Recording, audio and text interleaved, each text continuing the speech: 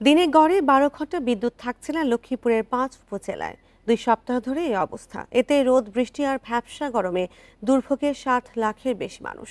শিক্ষার্থীদের পড়াশোনা আর ব্যবসা বাণিজ্যেও ক্ষতি হচ্ছে। বিদ্যুৎ বিভাগের দাবি, সব জায়গায় লোডশেডিং হচ্ছে না, লাইন মেরামতের কারণে কিছু জায়গায় এই সমস্যা হচ্ছে। এই ঈদে জামা জুতো অ্যাক্সেসরিজের ডিসকাউন্ট।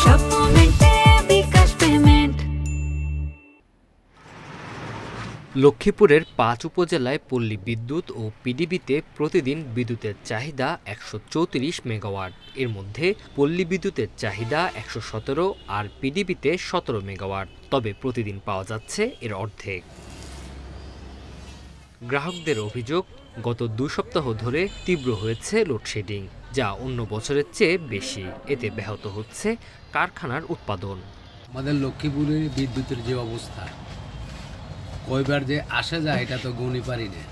আমার মনে হয় 15 থেকে 20 বার ডেলি বিদ্যুৎ শুধু লোডশেডিং।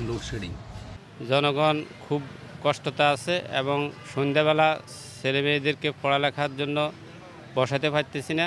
5 উপজেলায় দিনে 12 ঘন্টা বিদ্যুৎ থাকছে। প্রতি মাসে সময় মতো বিল পরিশোধের পরও সেবা থেকে বঞ্চিত হয় ক্ষুব্ধ গ্রাহকরা।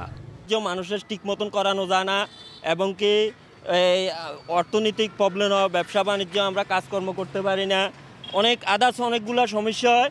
এক্সট্রা বিদ্যুৎ উৎপাদনের দ্রুত ব্যবস্থা করেন, যাতে করে দেশ জাতি মানুষ শান্তিতে থাকতে পারে।